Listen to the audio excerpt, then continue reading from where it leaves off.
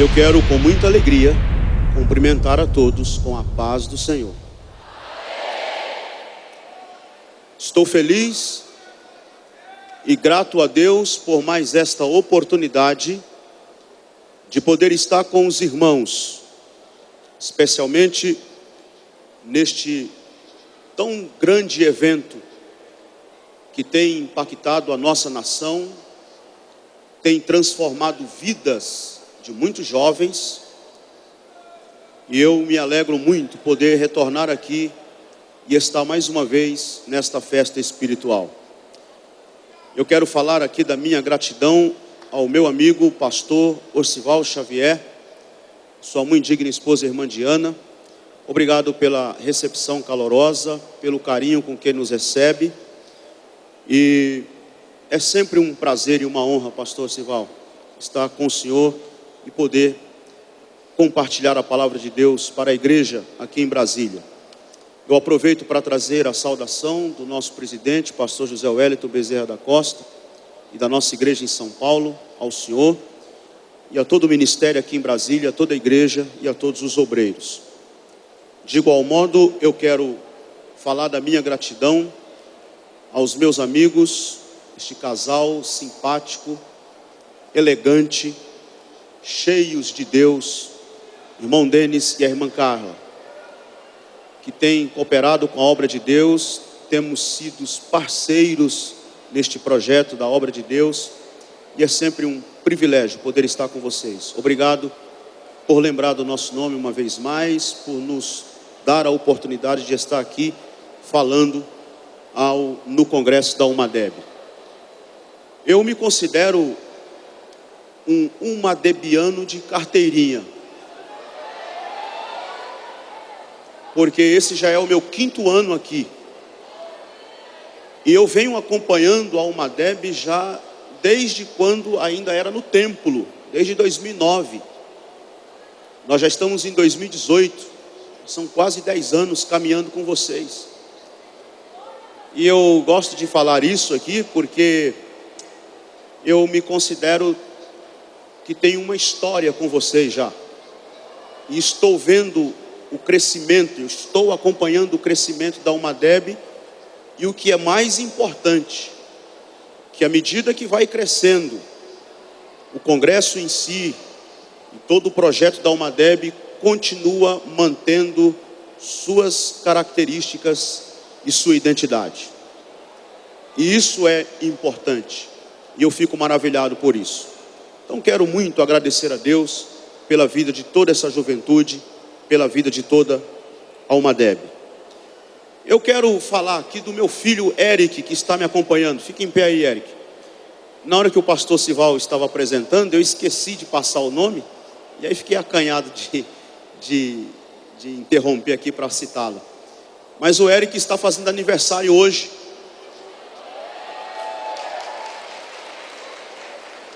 E sabe qual foi o presente que ele me pediu?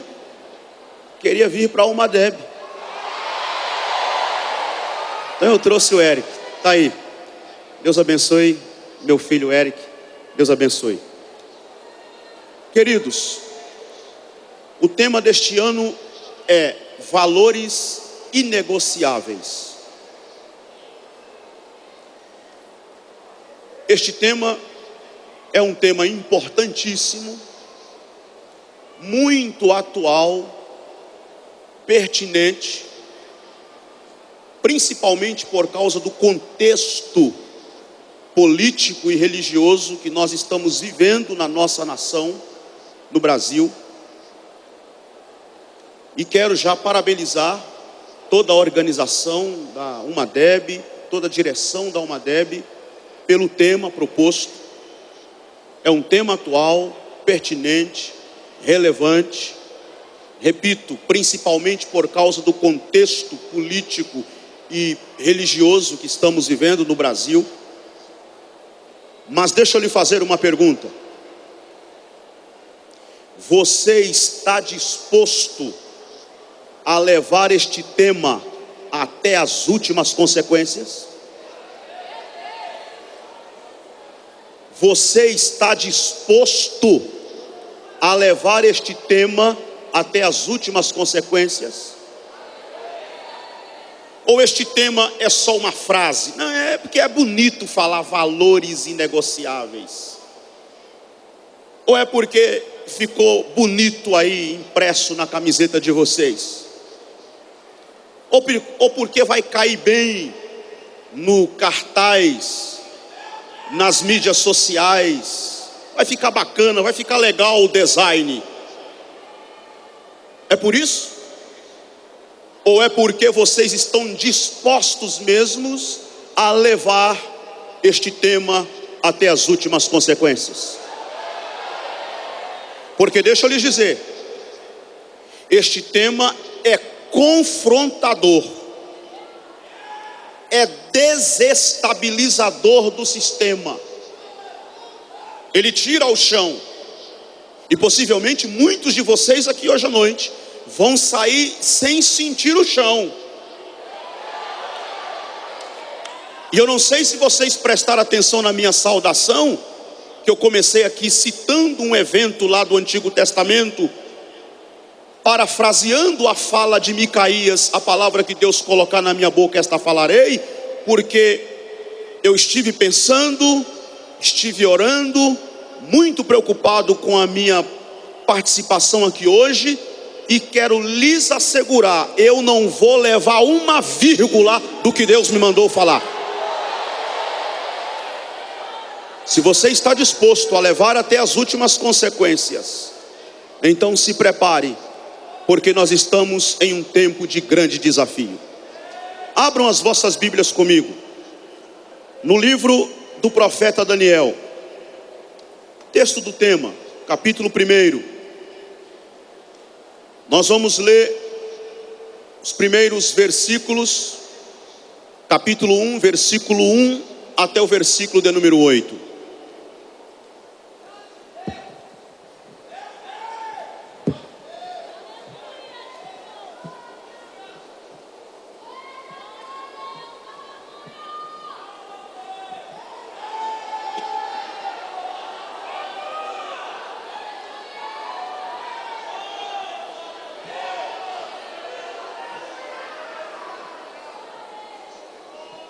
Nós estamos, eu até gravei um vídeo, foi o vídeo para a divulgação da Almadeb, e eu me expressei mais ou menos assim lá no vídeo, que nós queríamos, na capital da nossa nação, no centro do nosso país, levantar a bandeira do Evangelho e bradar aos quatro cantos, que existe uma juventude aqui que não negocia os seus valores.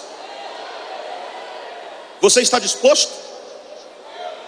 Ou você quer o congresso da Almadeb para fazer graça, para fazer show, para pular aqui e depois vai embora para sua casa e a sua vida não mudou em nada?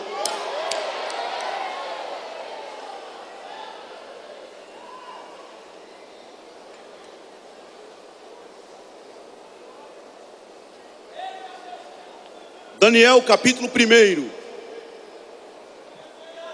versículo 1 ao versículo 8.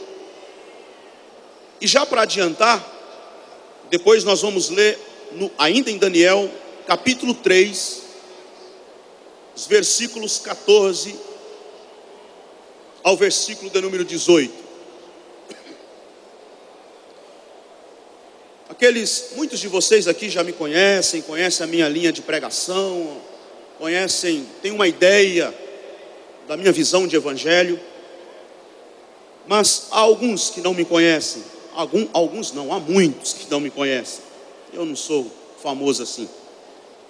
Então, vão lá nas redes sociais, nilson.gomes oficial é o endereço do meu Instagram, e participe do nosso ministério, acompanhando o nosso ministério, além das divulgações que nós fazemos, dos trabalhos que vamos, eu gosto de falar, postar alguns textos curtos, alguns pensamentos, dar dicas de alguns livros, embora eu estou em dívida já há algum tempo com relação a dicas de livros.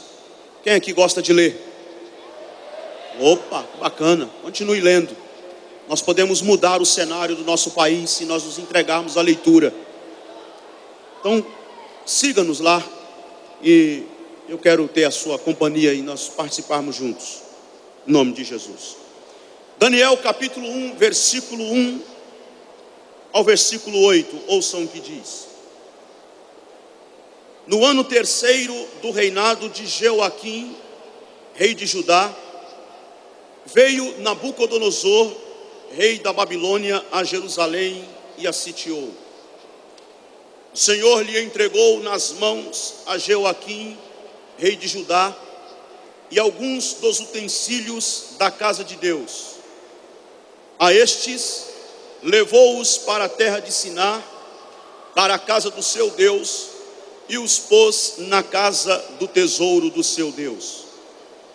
Disse o rei a Aspenaz, chefe dos seus eunucos, que trouxesse alguns dos filhos de Israel, tanto da linhagem real como dos nobres, jovens sem nenhum defeito, de boa aparência, instruídos em toda sabedoria, doutos em ciência, versados no conhecimento, e que fossem competentes para assistirem no palácio do rei, e lhes ensinasse a cultura e a língua dos caldeus. Determinou-lhes o rei a ração diária das finas iguarias da mesa real e do vinho que ele bebia, e que assim fossem mantidos por 3 anos, ao cabo dos quais assistiriam diante do rei. Entre eles se achavam dos filhos de Judá, Daniel, Ananias, Misael e Azarias. O chefe dos eunucos lhes pôs outros nomes, a saber, a Daniel, o de Beltesazar, a Ananias, o de Sadraque, a Misael, o de Mesaque, e a Azarias, o de Abednego. Resolveu Daniel firmemente não contaminar-se com as finas iguarias do rei, nem com o vinho que ele bebia. Então pediu ao chefe dos eunucos que lhe permitisse não contaminar-se. Agora vá para o capítulo 3, do mesmo livro do profeta Daniel. Eu só gostaria de pedir que, se fosse possível, me dá um pouquinho mais de peso aqui no retorno, um pouquinho mais de som no retorno para mim, me ajudaria muito. Capítulo 3 de Daniel, versículo 14. É uma outra situação agora, um outro evento, mas com exceção de Daniel, com os mesmos personagens. Falou Nabucodonosor e lhes disse: é verdade, ó Sadraque, Mesaque e Abednego, que vós não servis a meus deuses, nem adorais a imagem de ouro que levantei? Agora, pois, estai dispostos, e quando ouvirdes o som da trombeta, do pífaro, da cítara, da harpa, do saltério, da gaita de foles, prostrai-vos e adorai a imagem que fiz. Porém, se não adorardes, sereis no mesmo instante lançados na fornalha de fogo ardente. E quem é o Deus que vos poderá livrar das minhas mãos? Responderam Sadraque, Mesaque e Abednego ao rei: ó Nabucodonosor, quanto a isto, não necessitamos de te responder. Se o nosso Deus, a quem servirmos, quer livrar-nos, ele nos livrará da fornalha de fogo ardente e das tuas mãos, ó rei. Mas se ele também não nos livrar, fica você sabendo, ó rei, que não serviremos a teus deuses, nem adoraremos a imagem de ouro que levantastes. Quantos podem dizer amém? Amém. Tomai os vossos assentos.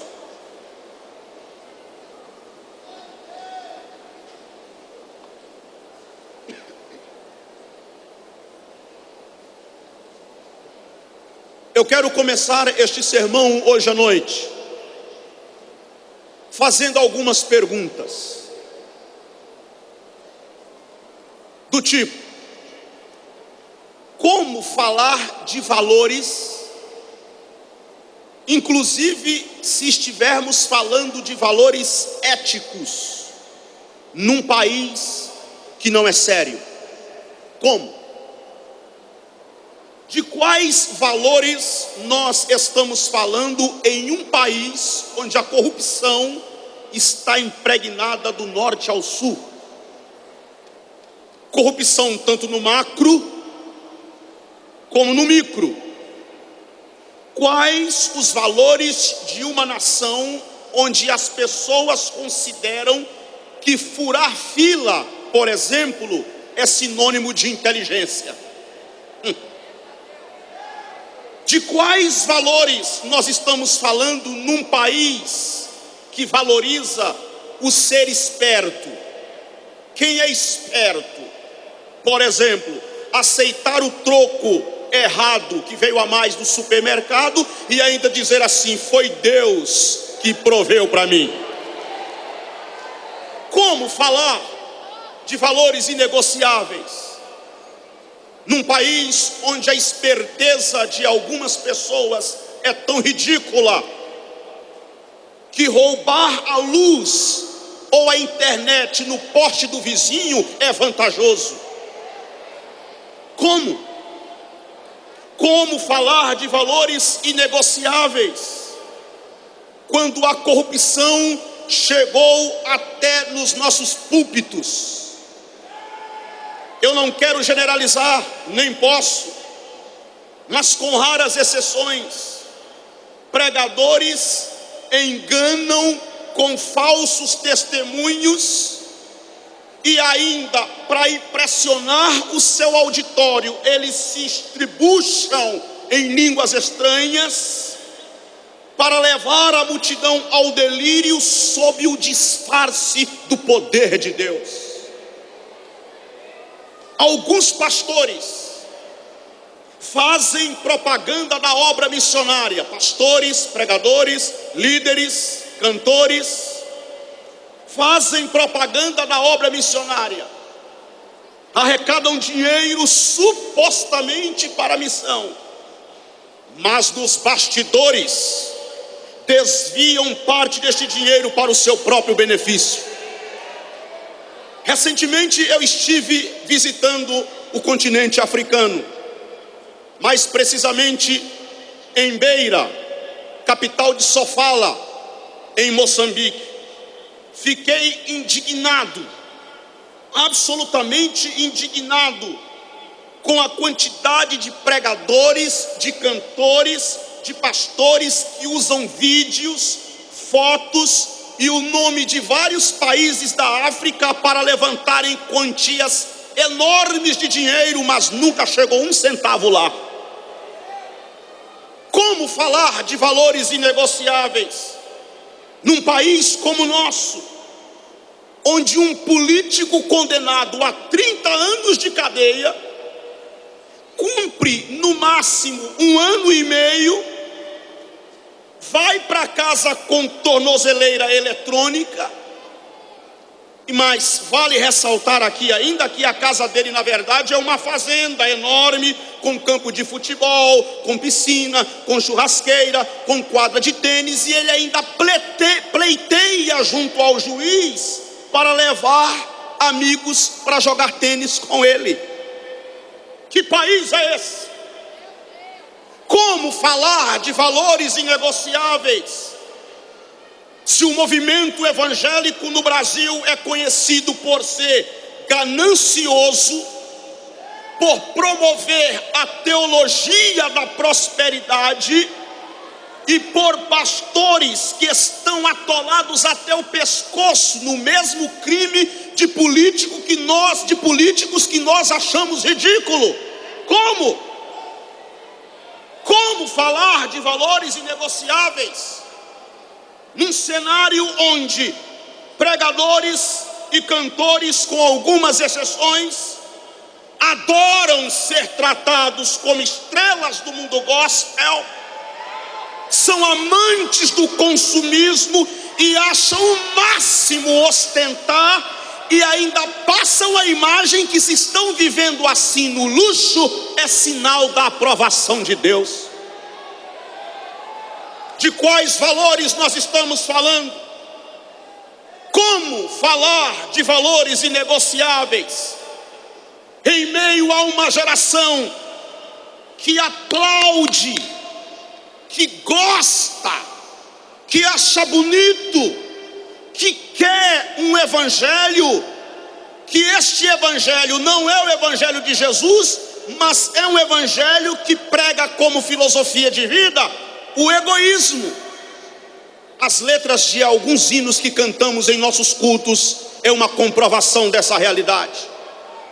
Como falar de valores inegociáveis em um contexto como o nosso, que valoriza a estética e desdenha da ética, que nos ambientes religiosos valorizam um discurso moralista, mas falta caráter? Como? Queridos, nós estamos vivendo dias difíceis e trabalhosos. As palavras do apóstolo Paulo na primeira carta a Timóteo, capítulo de número 3, versículo de número 1, são exatamente estas que eu vou ler para vocês. Ouçam o que ele diz no capítulo 3, versículo, ou melhor, segunda carta a Timóteo, capítulo 3, versículo 1.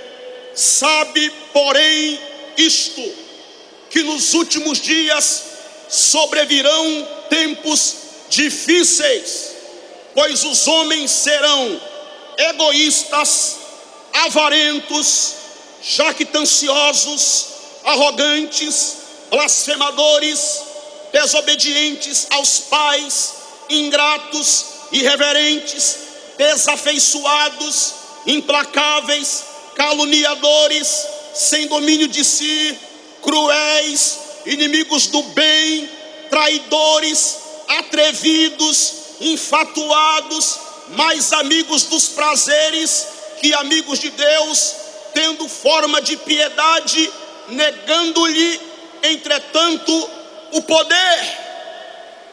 A constatação que o apóstolo Paulo fez já nos seus dias.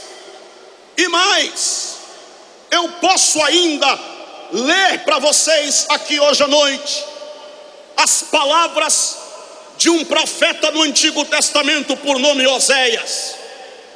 E Deus fala por intermédio do seu profeta no capítulo 4, versículo 1 ao versículo 4 de Oséias. Ouçam as palavras de Deus.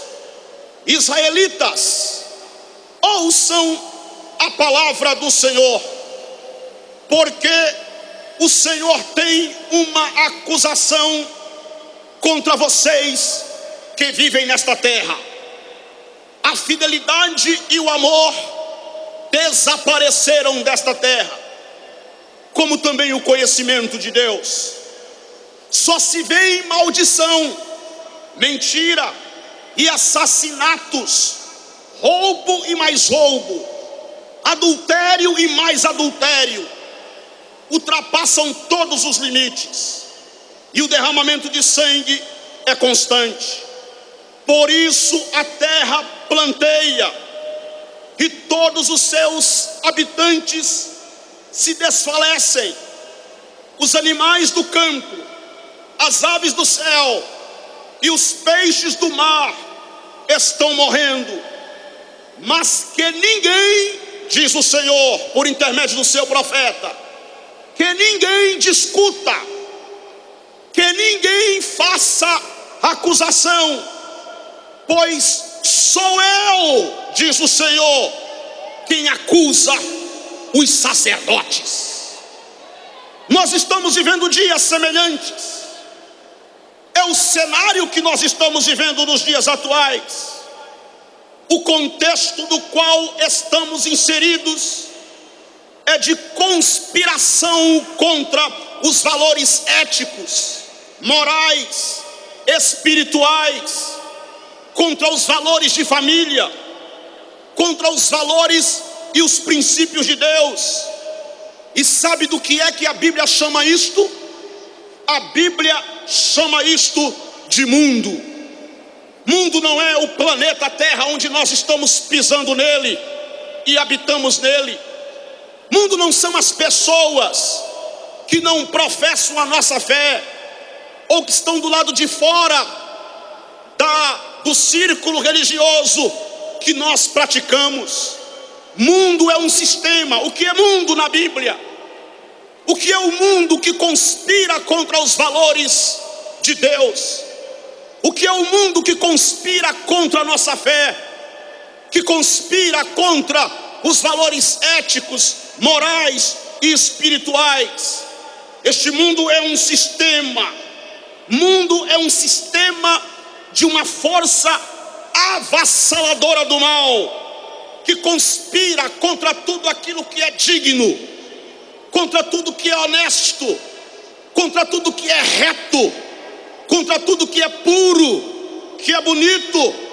Por isso que o apóstolo Paulo, na carta aos Romanos, capítulo 12, versículo 1, ele diz: rogo-vos, pois, irmãos, pelas misericórdias de Deus, que apresenteis o vosso corpo por sacrifício vivo, santo e agradável a Deus, que é o vosso culto racional.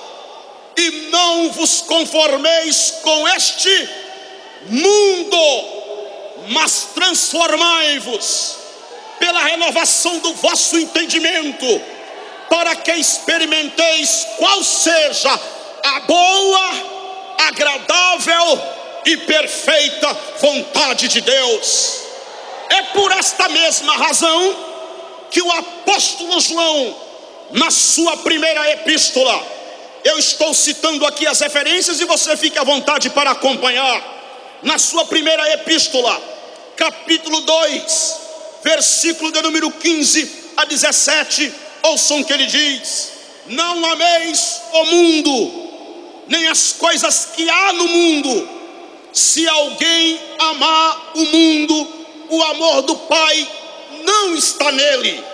Porque tudo que há no mundo, a concupiscência da carne, a concupiscência dos olhos e a soberba da vida, não procede do Pai, mas procede do mundo. Ora, o mundo passa, bem como a sua concupiscência. Aquele, porém, que faz a vontade de Deus, permanece eternamente. Que mundo é este? Mundo é este sistema baixo, imoral, medíocre, ordinário, rasteiro, de uma força avassaladora do mal, que conspira contra nós. É um sistema perverso, que quer nos sufocar, que quer nos asfixiar, que quer nos oprimir, que quer nos roubar de nós mesmos, quer nos roubar da paternidade divina e quer nos roubar dos valores eternos de Deus. Que é mundo? Este sistema perverso que nos cansa enquanto promete descanso, que gera em nosso coração perturbação enquanto promete paz. Por isso que Jesus deixou bem claro: deixo-vos a paz, a minha paz vos dou, e não a dou como o mundo a dá. A paz do mundo é falsa, é ilusória, e não vale a pena você negociar seus valores por causa de uma paz falsa e transitória. Deixo-vos a paz, é a palavra de Jesus. Queridos, que resposta nós vamos dar a esta realidade, diante deste quadro horroroso, diante deste cenário hostil que nós estamos vivendo? Qual deve ser a nossa atitude?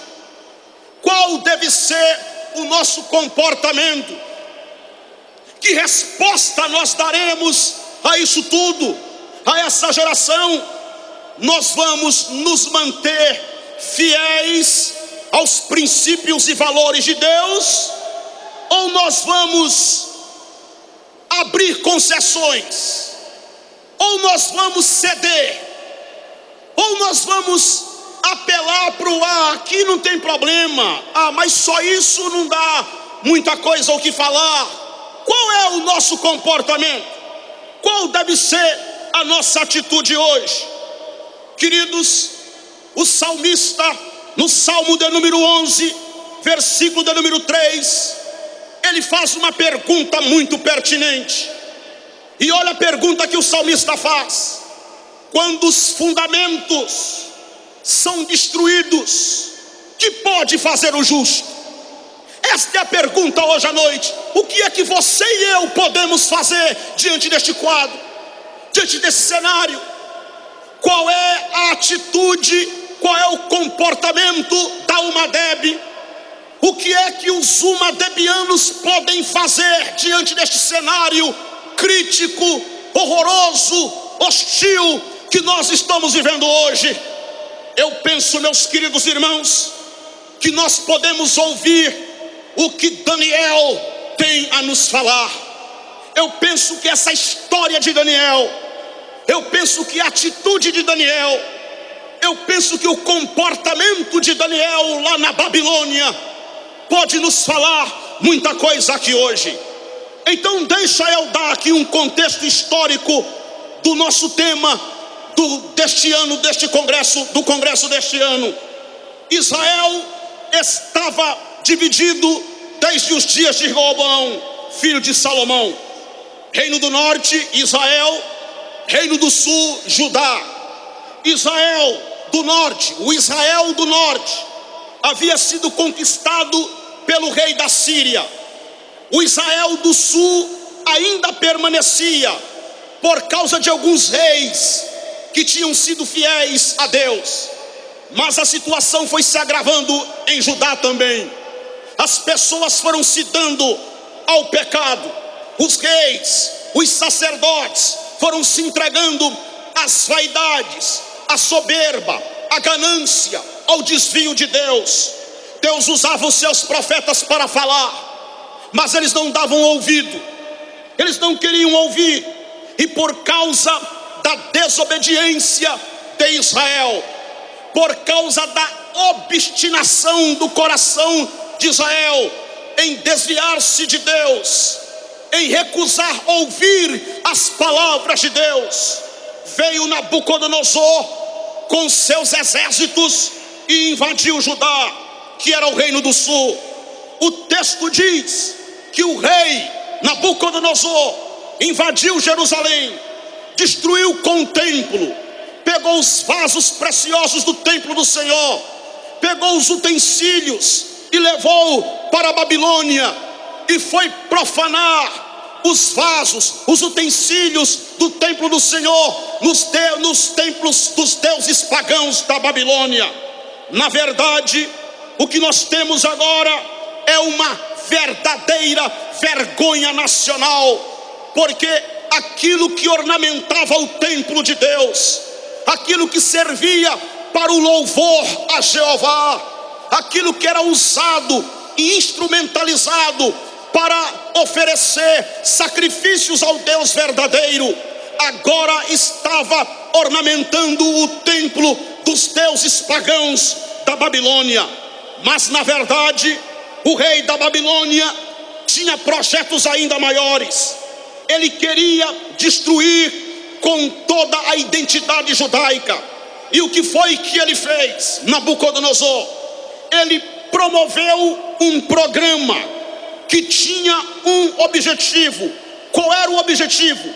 Eliminar todas as cabeças pensantes, tirar de Israel todas as pessoas cultas, tirar de Israel todos aqueles que tinham capacidade de preservar a cultura de Israel, de preservar a tradição, de preservar a história de Israel. E então ele chamou um dos seus oficiais, que no versículo de número 3, que nós lemos aqui hoje à noite, Daniel capítulo 1, versículo 3, ouçam o que diz: disse o rei a Aspenaz, chefe dos seus eunucos, que trouxesse alguns dos filhos de Israel, tanto da linhagem real como dos nobres. E no versículo de número 4, nós vamos ter aqui as características e qual era o critério para se levar estes jovens para a Babilônia. Se não vejam, olha o que Nabucodonosor manda fazer. Ele quer que se leve para a Babilônia jovens sem nenhum defeito, de boa aparência, instruídos em toda a sabedoria, doutos em ciência, versados no conhecimento, e que fossem competentes para assistirem no palácio do rei e lhes ensinasse a cultura e a língua dos caldeus. Entre estes jovens se destacam 4 rapazes. Quem são? Daniel, Ananias, Misael e Azarias. Estes rapazes iam passar por um treinamento intensivo. Eles iam estudar aos pés dos maiores filósofos babilônicos. Eles iam passar por uma verdadeira lavagem cerebral.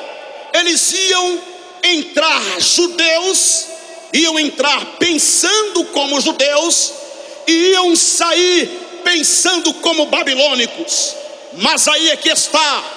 Daniel propôs no seu coração, quando ele percebeu toda a trama, quando ele percebeu todo o esquema, quando ele percebeu toda a audácia de investimento do império, o texto diz que Daniel propôs no seu coração não contaminar-se com aquele projeto, preferindo manter-se íntegro diante de Deus. E uma das coisas que Daniel propôs no seu coração é que ele não comeria da comida que lhe seria oferecida e não beberia do vinho que lhe desse. Isso está no versículo de número 8, o texto base, o texto chave do tema deste congresso. Então eu pergunto mais uma vez, que é a pergunta norte da minha pregação: qual era o objetivo do império e qual foi a resposta de Daniel? Qual era o objetivo do império e qual foi a resposta de Daniel? Vejam bem, o império queria jovens da linhagem real e dos nobres, jovens sem defeitos, de boa aparência, cultos, inteligentes, habilidosos, capazes para aprenderem a cultura e a língua dos caldeus. Babilônia queria mudar a linguagem daqueles jovens. Babilônia queria mudar a alimentação daqueles jovens. Babilônia queria o melhor de Israel para sequestrar, para eliminar, para acabar de uma vez por todas com toda a cultura, com toda a tradição e com toda a devoção da nação judaica. E então está investido nesses jovens. Eles querem mudar a sua identidade, porque eu li para vocês aqui que o nome deles, os nomes deles foram alterados, foram mudados. Diante deste quadro, diante deste cenário, qual foi a resposta de Daniel?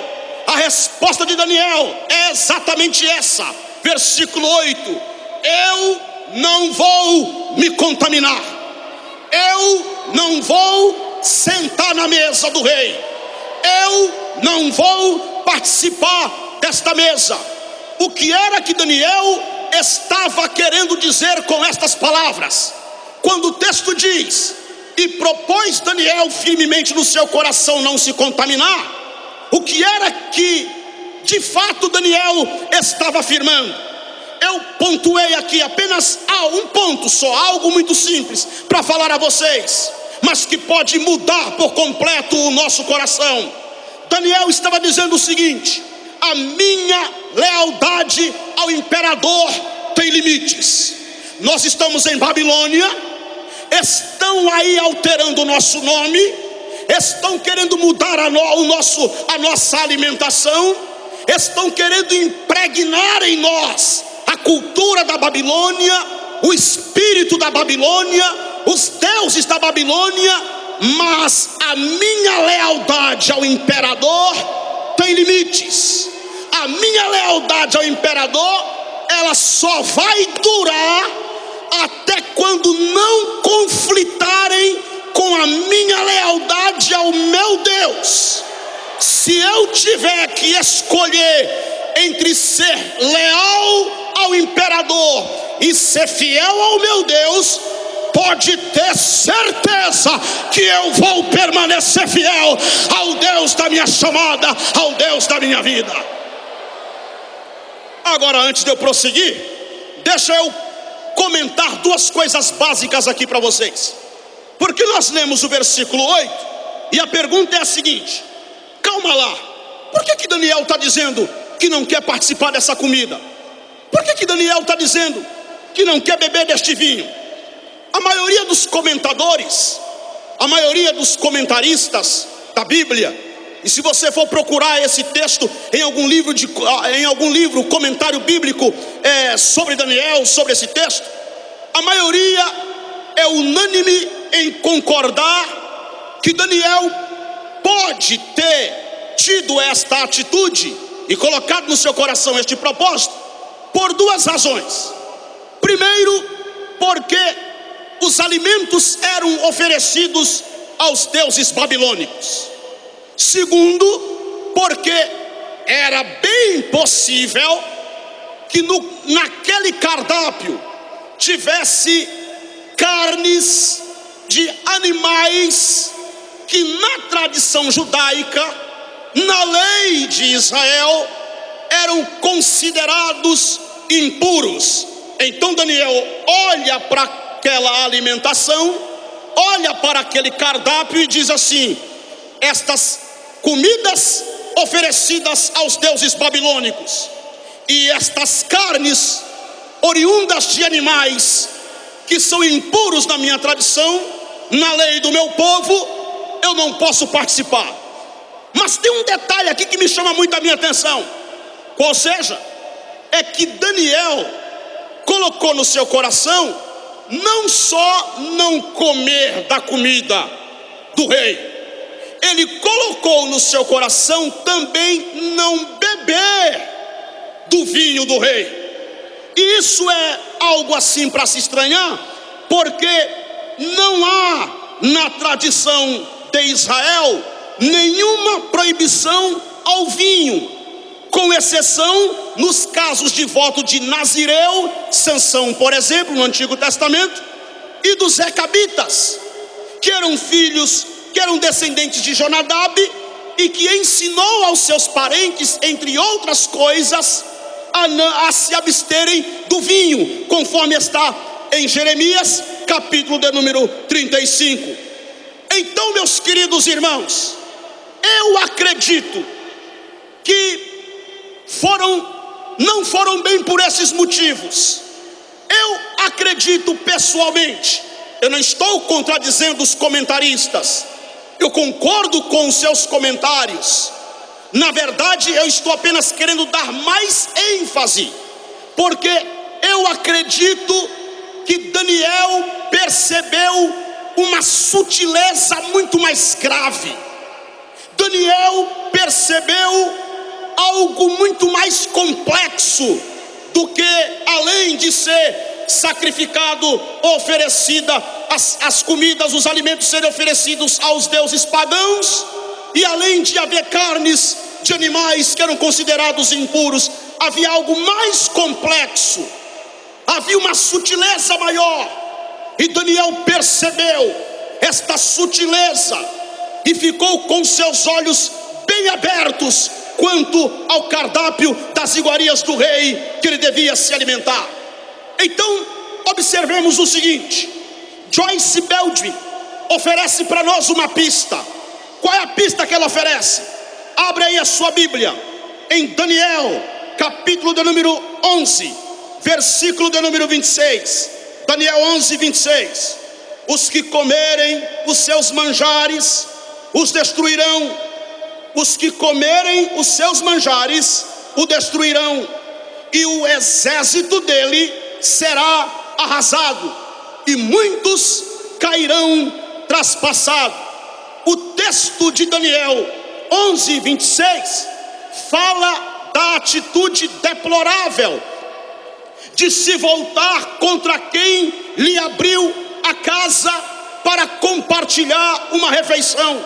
Isso significava um ato de traição inominável, pois a refeição compartilhada implicava em uma amizade leal. Isso significa dizer que ao se recusarem, quando Daniel e os seus companheiros tiveram a atitude de se recusar a comer das iguarias do rei, eles estavam simbolicamente recusando esse pacto de lealdade visceral ao rei e ao império. E isso, meus queridos irmãos, nós vamos poder perceber quando ao longo da vida deles no império, Ananias, Misael e Azarias não se dobraram à estátua de ouro, aceitando antes ser lançado na fornalha de fogo. E Daniel não interrompeu os seus momentos de oração, aceitando também ser jogado na cova dos leões. E tanto Ananias, Misael e Azarias na fornalha de fogo, como Daniel na cova dos leões, o Senhor com mão forte os guardou e honrou a fé e o compromisso e a fidelidade daqueles rapazes. Então, dito isto, eu volto a questionar, eu volto a perguntar, eu volto a pensar com vocês aqui hoje à noite. Como foi que Daniel respondeu àquela realidade? Como foi?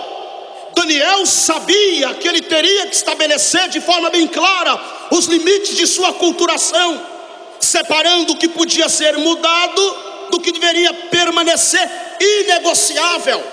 E nesse campo, os valores fundamentais da sua fé eram inegociáveis. Como? Assim como Daniel, nós hoje precisamos fazer uma leitura da nossa realidade e discernir qual é o jogo. Essa é a pergunta, moça, rapaz, irmão e irmã que me ouve hoje à noite. Qual é o jogo desse cenário ordinário, mundano, avassalador do espírito das trevas que conspiram contra nós? Qual é o jogo?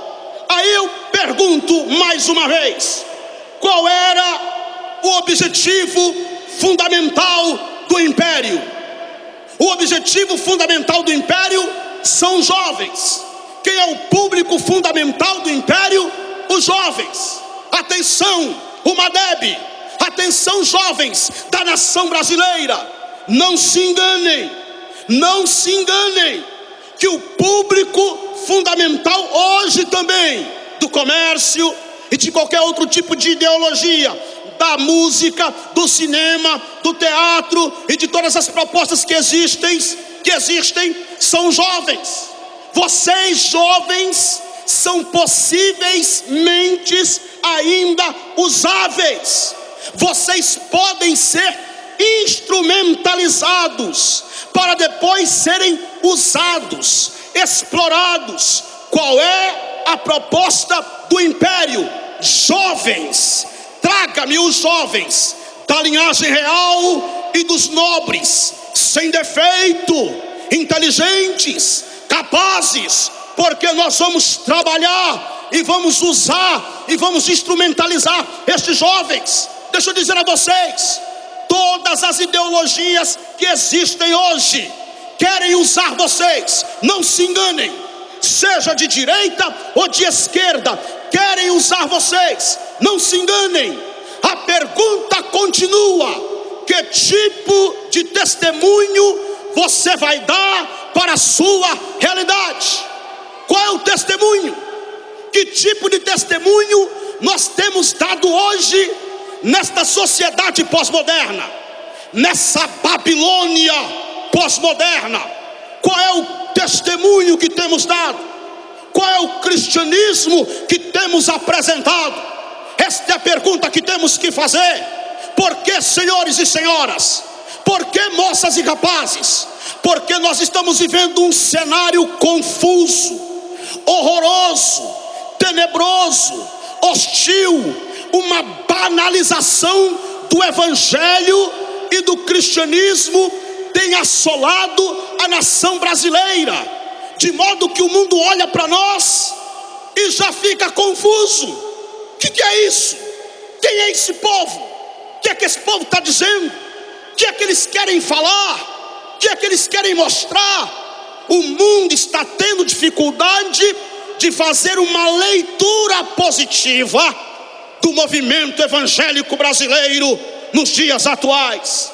E aí na faculdade, quando nós ouvimos, por exemplo, falar o nome de Karl Marx, por exemplo, aí nós ficamos todos revoltados. Aí, Karl Marx, e aí cria aquela coisa no nosso coração, porque Karl Marx, a gente, por causa da nossa fé e por causa de tudo aquilo que nós recebemos e sabemos e conhecemos, nós olhamos com certa repulsa. Mas eu, sem pretender ser um advogado de Karl Marx, porque eu não sou marxista e não me pretendo a isso, mas cabe a pergunta: antes de condená-lo, antes de demonizá-lo, vamos perguntar primeiro: qual foi o cristianismo que Karl Marx conheceu? Qual foi? Eu posso lhe dizer: ele conheceu um cristianismo antissemitista, estatal, colonialista. Foi isso que ele conheceu. Quer dizer, nós estamos diante de um cenário hoje, meus queridos irmãos, aonde está sendo apresentado um falso evangelho, uma falsa pregação, um falso ensino, e as pessoas estão estranhando esse evangelho, as pessoas de fora, e estão dizendo: poxa, não temos nada para imitar esse povo. Que valores são esses que eles querem nos passar? Eu quero hoje desafiar a UMADEB. Eu quero hoje desafiar o Brasil. Eu quero hoje desafiar o nosso povo e dizer: ou nós levantamos a bandeira ensanguentada do Calvário e anunciamos Cristo da forma como é, ou nós estamos fadados ao fracasso.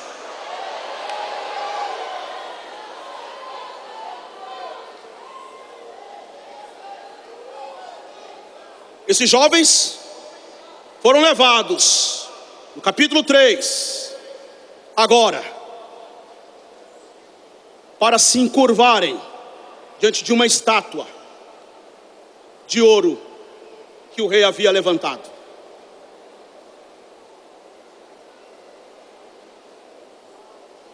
E qual é o cenário que nós temos no capítulo 3? Um grande evento, onde o rei construiu uma estátua enorme de ouro, que é típico de um governo que não tem o que fazer, com tanta coisa que tem para fazer, mas o rei quer fazer uma estátua para ele mesmo.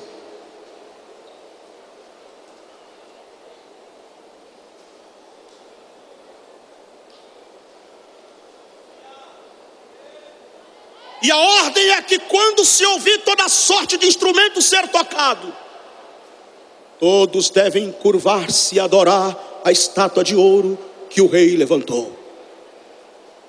E o que é que nós temos aqui? Nós temos aqui um cenário de exibicionismo, de ostentação, de imposição de poder. Porque sabe o que é que me deixa impressionado aqui? E encabulado? O que me deixa impressionado, encabulado aqui, é que todos sabem que aquilo é uma farsa. Todos sabem. Todos sabem que aquilo é uma mentira. Todos sabem que aquilo é uma ilusão. Todos sabem que aquilo é um engodo. Mas ninguém fala nada. Todo mundo quer pagar de bonito para sair bem na foto ao lado da estátua do rei. Ninguém fala nada.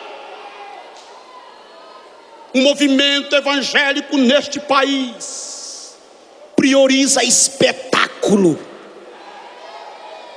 Aqui nós temos um cenário de espetáculo. É um show. É uma estátua que o rei levantou. Você vai para onde? Eu vou para o show.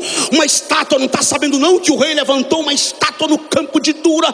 Ela é muito alta, ela é de ouro, e eu vou para o show. Mas isso é mentira, mas isso é farsa, mas isso é ilusão. Não tem problema, eu quero show, eu quero espetáculo. É incrível como transformaram a fé no Brasil, transformaram a fé em um show.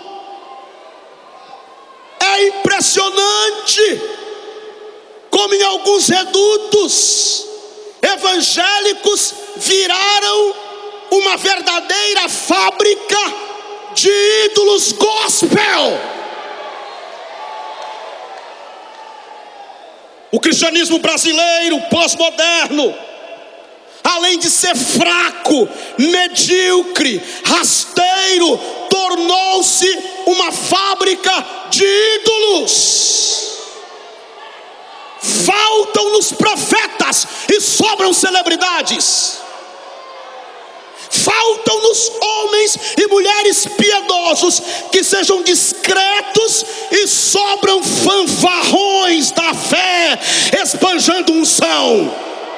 E eu quero te dizer, desconfie de quem anda esbanjando unção. Desconfie desse cenário de espetáculo e de show, porque transformaram o púlpito da igreja em um palco de espetáculo. É um verdadeiro circo, perdão a expressão, mas virou uma verdadeira palhaçada o que nós estamos vendo no cenário brasileiro. Até quando? Até quando? Até quando vamos nos calar?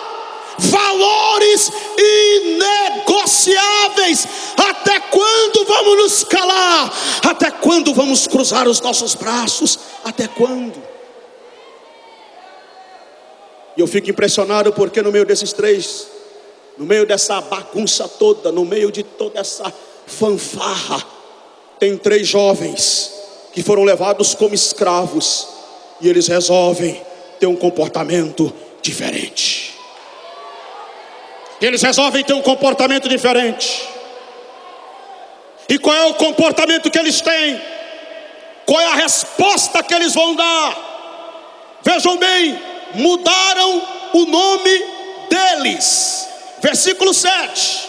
Vejam, uma tentativa de mudar a sua identidade. A mudança de nome era interpretada no Antigo Oriente como uma afirmação de domínio.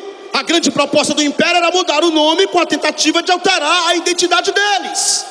O nome Daniel, presta atenção, significa Deus é meu juiz. Mas qual foi o nome que deram a ele? Beltesazar, ou seja, Bel protege a vida dele. Olha a artimanha.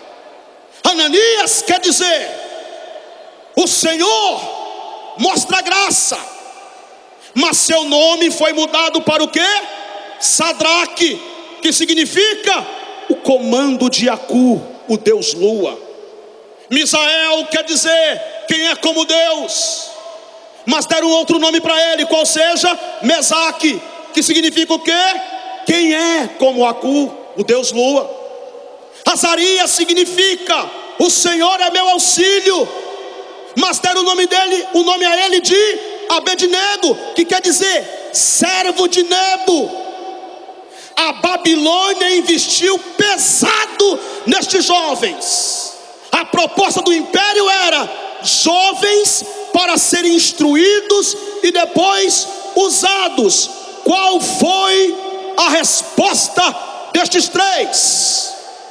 Daniel, lá atrás, quando chega em Babilônia deportado com seus companheiros, a resposta dele é: não vou participar do banquete, da mesa, do cardápio, das iguarias do rei. Colocou esse propósito no seu coração. Os companheiros dele o acompanharam. E agora, nesse cenário de exibicionismo, nesse cenário de espetáculo, de show, eles estão com a outra resposta. E a resposta de Ananias, Misael e Azarias, qual é? Eu li para vocês aqui, capítulo 3, versículo 14 ao 18. A resposta deles é a seguinte: nós não necessitamos de te responder sobre este negócio. O Deus a quem nós servimos pode nos livrar, e também se ele não nos livrar, fica você sabendo, ó rei, nós não vamos adorar a tua estátua e não vamos cultuar aos teus deuses. Agora tem uma interpretação aqui que eu sou contra, que é essa interpretação neopentecostalizada, que diz assim: pisa na cabeça do diabo, nós decretamos, eu determino, e vai, porque a gente pisa no diabo, porque a gente passa no meio do fogo, porque a gente pisa aqui, pisa ali, vai e entra na fornalha e não tem problema. Agora que a gente já sabe o final da história, depois que sabe do final da história é fácil entrar na fornalha, até eu entro. Mas aqui, Ananias, Misael e Azarias não sabem se vai ter livramento. Está aqui no texto. Eles não sabem se vai ter livramento. O Deus a quem servimos pode livrar, mas se ele não nos livrar, fica você sabendo, ó rei, que aqui não é uma questão de Deus fazer ou não fazer milagre. Aqui não é uma questão de Deus dar ou não dar livramento. Aqui é uma questão que eu tenho valores, eu tenho princípios, e eu não vou me render, eu não vou me dobrar, eu não vou me prostrar à estátua que você levantou. Eu não vou.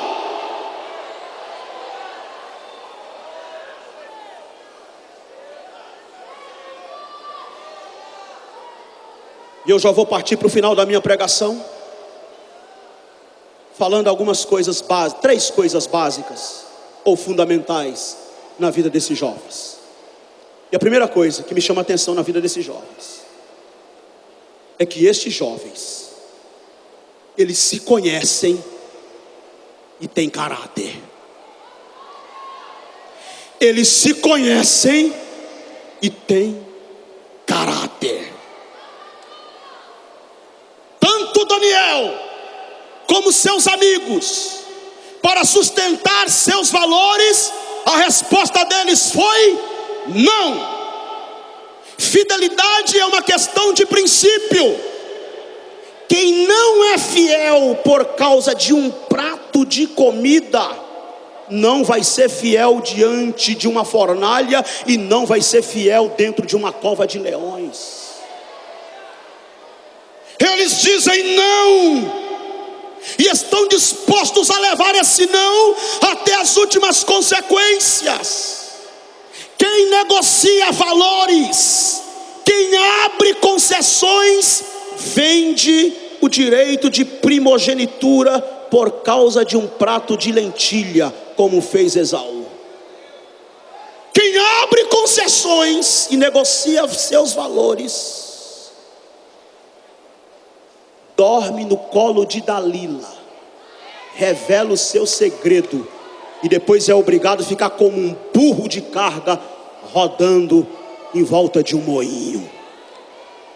Quem abre concessões e negocia valores, vende Jesus por 30 moedas de prata, que foi Judas. E que interessante, pastor Sival, que Judas ficou escandalizado por causa daquele vaso de perfume que custava 300 denários. E no final das contas vendeu Jesus por 30. Incomodado por causa de 300. E no final das contas vende Jesus por 30 moedas. Quem abre concessões, que negocia seus valores, negocia a sua eternidade, abre mão da sua eternidade, abre mão de princípios e valores de Deus por causa de um prazer momentâneo com uma mulher, ou uma mulher com um homem, que não passa de uma noite inteira e depois só sobra, o que resta é vazio, depressão, opressão.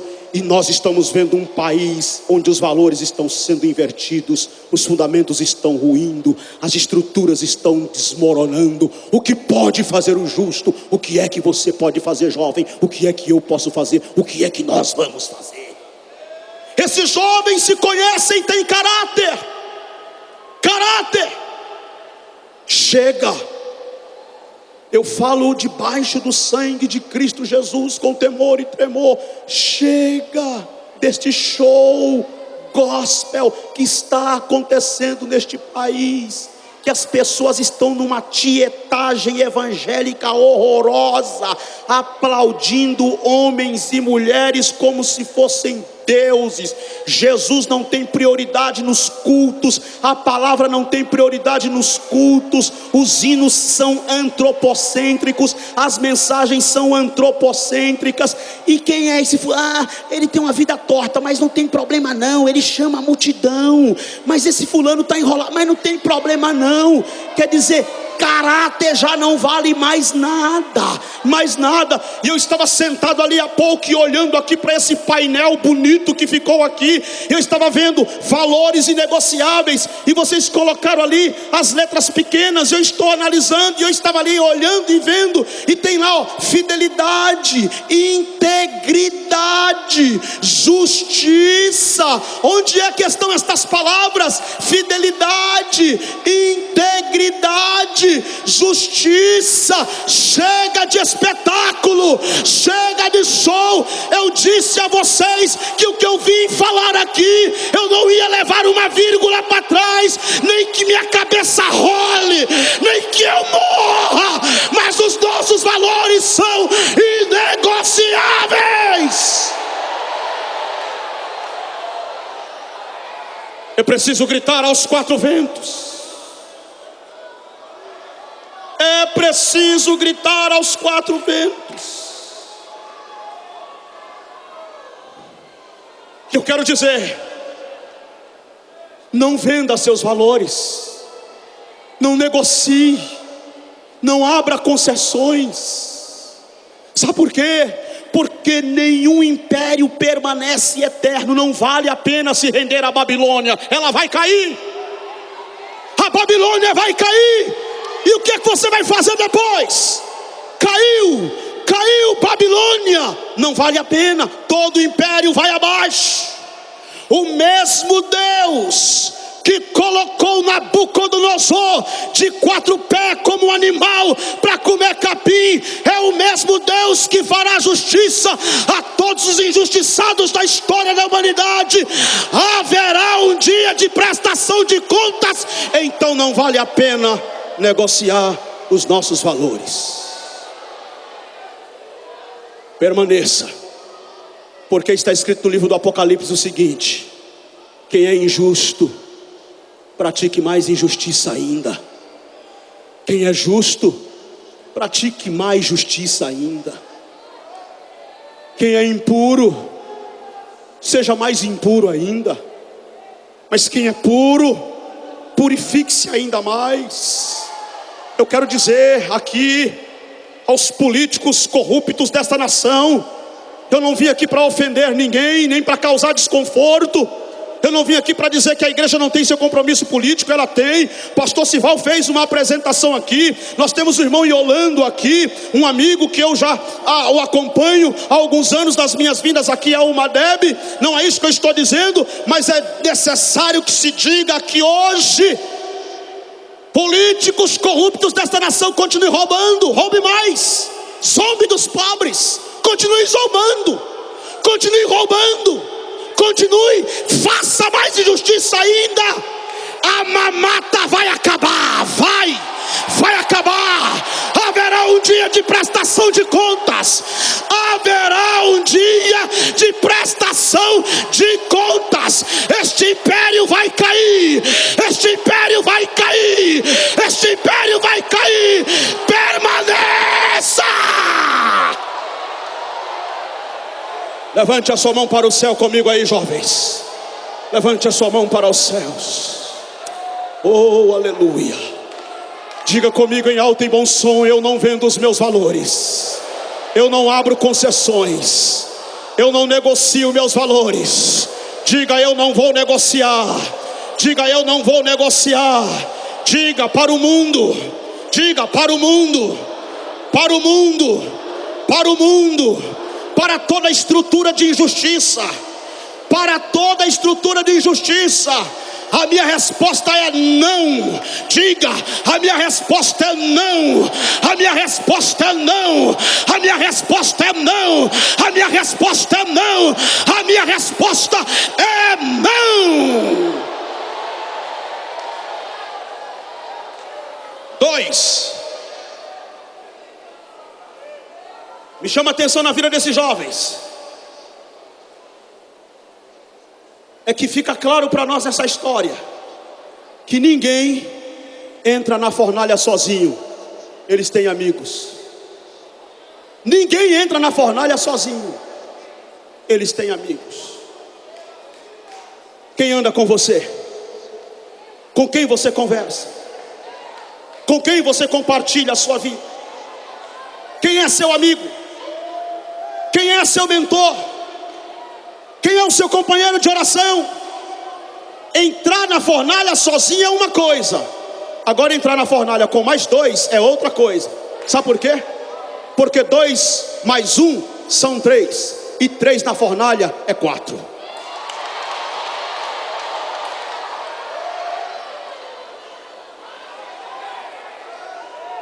Perguntou Nabucodonosor: será que eu estou doido?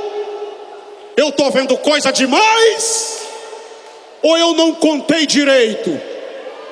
Não foram 3 que nós lançamos na fornalha? Foram 3, majestade. O senhor não está doido, também não errou a conta e nem está vendo demais. Foram 3, pois é. E aquele 4 lá, quem é? Quem é? Eu não sou muito de fazer isso, mas eu quero pedir que você pegue na mão deste moço, desta moça que está ao seu lado aí agora. Pegue na mão dele, pegue na mão dela aí agora. Diga para ele: você não está sozinho na fornalha da vida. Diga: você não está sozinho na fornalha da vida. Pastor Sival, nós não estamos sozinhos na fornalha da vida. Irmã Diana, nós não estamos sozinhos na fornalha da vida. Denis, nós não estamos sozinhos na fornalha da vida. Nós não estamos sozinhos na fornalha da vida. Podem querer nos roubar. O mundo pode conspirar contra nós. Os desvalores do império do mal podem conspirar contra nós. Mas aqui está uma juventude séria. Aqui está uma igreja séria.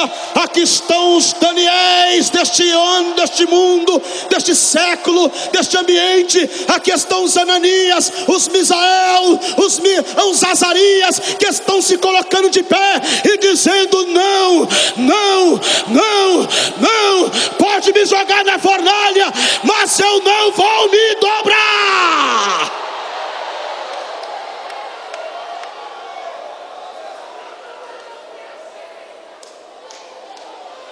E por último, o que é que esses jovens pensam em terceiro lugar? E o que é que eles sabem a respeito de Deus? O que é que eles pensam? E o que é que eles sabem a respeito de Deus? Está no versículo 16, 17 e 18. Mesmo que Ele não nos livre. O que sustenta a vida destes jovens não é a possibilidade milagrosa, e também não é um desígnio desumano e estúpido de uma divindade qualquer que brinca com as coisas. O que sustenta a vida destes jovens é que se Ele não nos livrar, mesmo assim, nós não vamos nos dobrar à estátua de ouro que você levantou. Queridos, Presta atenção. Este cenário gospel evangélico, que prioriza milagre, como se milagre fosse propaganda de Deus, como se milagre fosse uma propaganda do evangelho, isso não tem nada a ver com Jesus. Essa frase, adora que Deus vai fazer milagre, quem falou isso não foi Jesus, quem falou isso foi o diabo. Adora que eu te dou tudo, adora que eu vou fazer, adora que vai acontecer. Não foi Jesus quem falou isso. Não se enganem, não foi Jesus quem falou isso. Quem falou isso na Bíblia foi o diabo. E as pessoas estão negociando valores, estão deturpando o evangelho, estão torcendo os valores do evangelho por causa de uma ilusão milagreira. Eu quero, faz. Eu creio que Deus faz milagres, Ele opera milagres. Eu sou um milagre de Deus.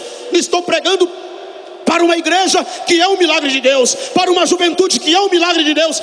Mas milagre não é propaganda de Deus. Milagre não é propaganda do nome de Deus. Não, propaganda do evangelho, a propaganda cristã, se é que eu posso chamar de propaganda, a grande propaganda cristã, o grande marketing da fé cristã é que tipo de gente nós vamos ser nessa sociedade, é que tipo de homens e mulheres nós estamos produzindo no meio desta sociedade corrompida, caída, depravada.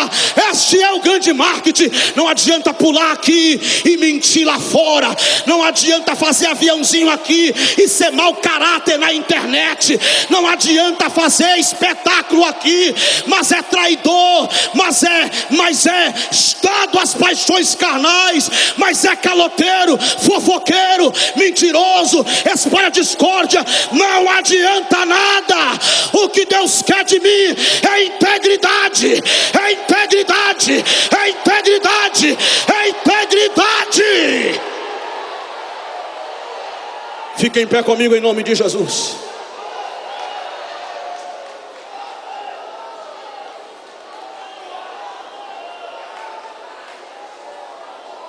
Talvez você pergunte, mas que mensagem é essa? Que mensagem de contramão é? Não é a mensagem que é contramão, é o tema que é contramão. É o tema que é contramão, não é a mensagem. Aí eu obedeci o tema, então claro, a mensagem é ser contramão. Chegaram em Martinho Lutero, o grande reformador protestante, e disseram assim: Lutero, você não está vendo? O mundo inteiro está contra você, Lutero. O mundo inteiro está contra você. E Lutero olhou e disse: é sério? O mundo inteiro está contra mim? Sério, o mundo inteiro está contra você. Sabe o que Lutero respondeu? Pois então diga para o mundo que eu estou contra o mundo. Eu estou contra o mundo.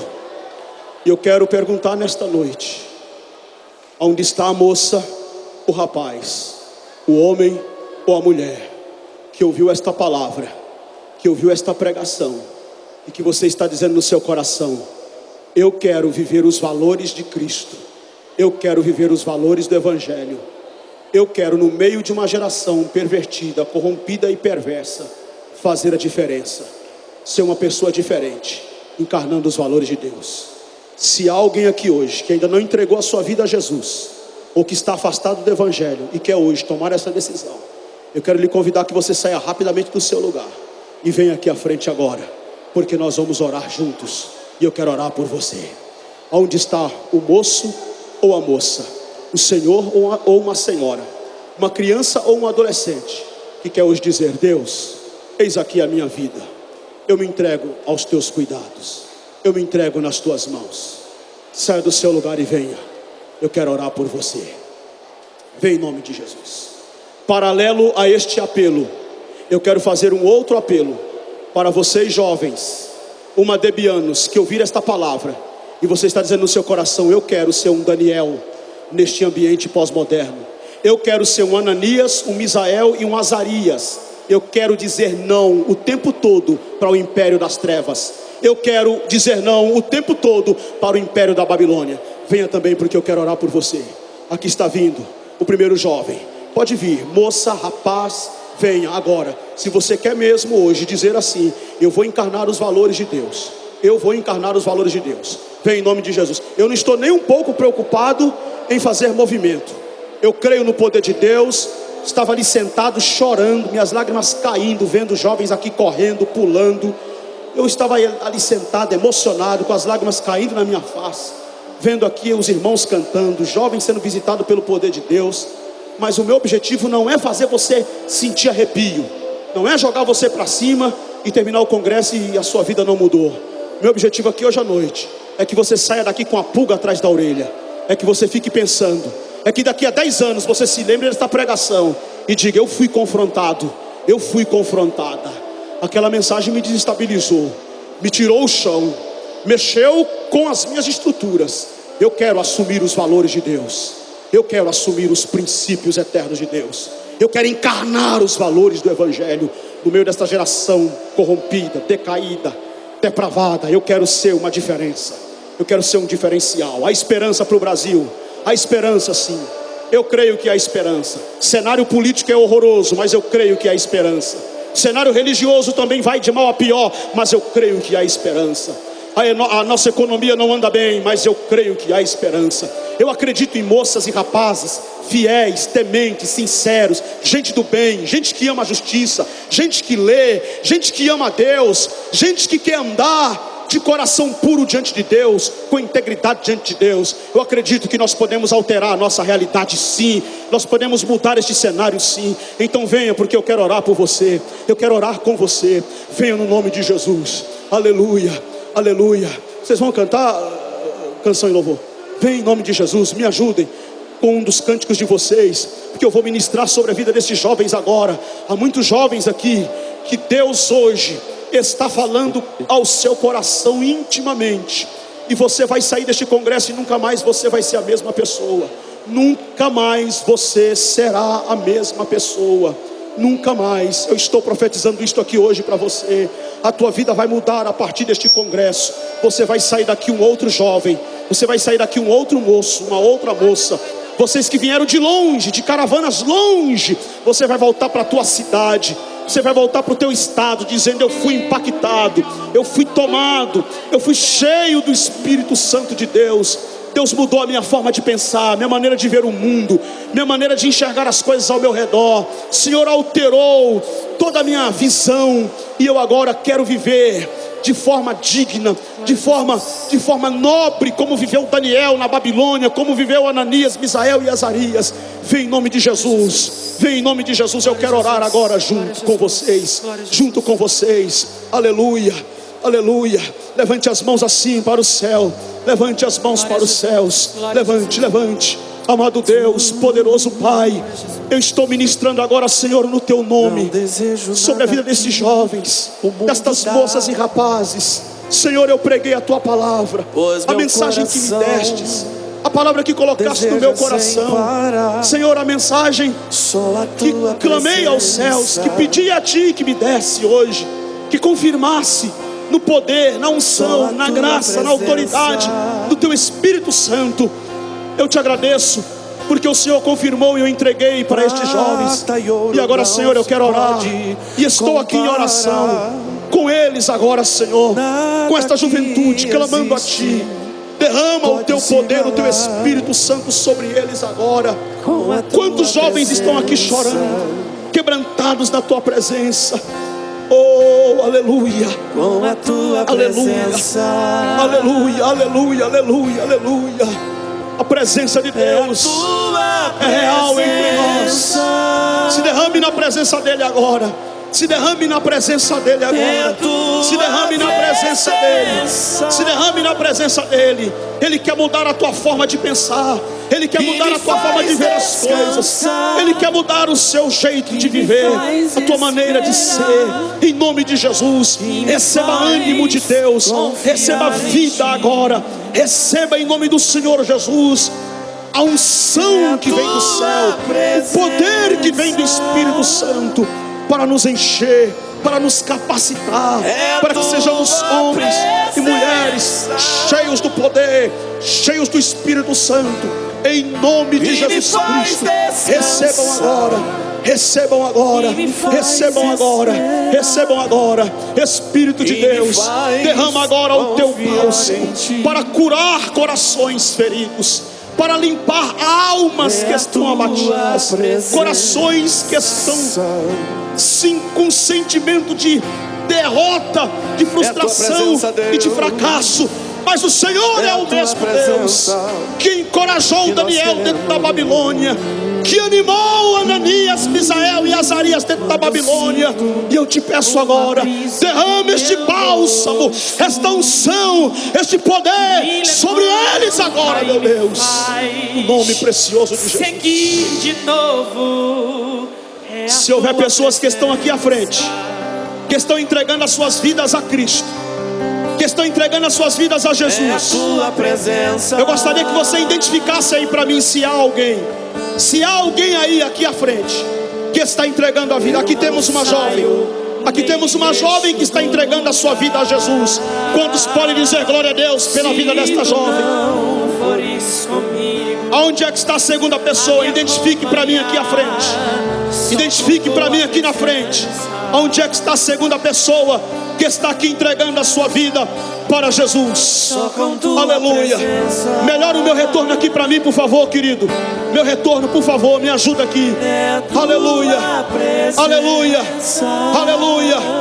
Se houver a segunda pessoa que está aqui na frente entregando a vida a Jesus, identifique aí para mim, me dê um sinal, porque nós queremos identificar este moço ou esta moça, este homem ou esta mulher que está tomando esta decisão por Jesus aqui hoje. Aleluia, aleluia, aleluia. Glorifique ao Senhor, exalte ao nome de Jesus. Não fique disperso, não fique alheio.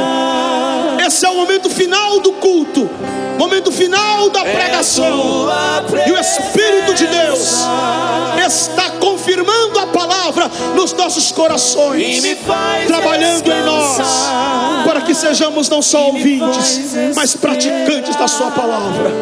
Aleluia, aleluia, aleluia, oh aleluia, aleluia. É a tua presença, é a tua presença. Diga bem, meus irmãos. Estamos direto do 35º Congresso Geral da Almadeb, na noite de domingo, uma noite que ficará marcada em nossos corações. E recebemos uma presença ilustre, amigo da Almadeb, foi o preletor desta noite, pastor Nilson Gomes. Pastor Nilson Gomes, muito obrigado pela participação, por estar conosco mais uma vez. E o que foi essa noite para o senhor? Amém, a alegria é minha. Muito obrigado mais uma vez pela oportunidade de participar do 35º Congresso da Almadeb. Essa noite foi, como todos os anos, uma noite memorável, né? Tivemos aqui uma noite de muita alegria no espírito, recebemos a palavra de Deus que veio aos nossos corações, e o Almadeb é sempre algo assim, maravilhoso, algo que a gente até tem dificuldade de expressar, falta argumentos para falar do que é a Almadeb, expor essa imensidão, a atmosfera espiritual, o clima, todo esse momento envolvente que a gente participa aqui. É uma noite maravilhosa. Este ano nós falamos sobre valores inegociáveis, o tema base do nosso Congresso Geral, baseado em Daniel.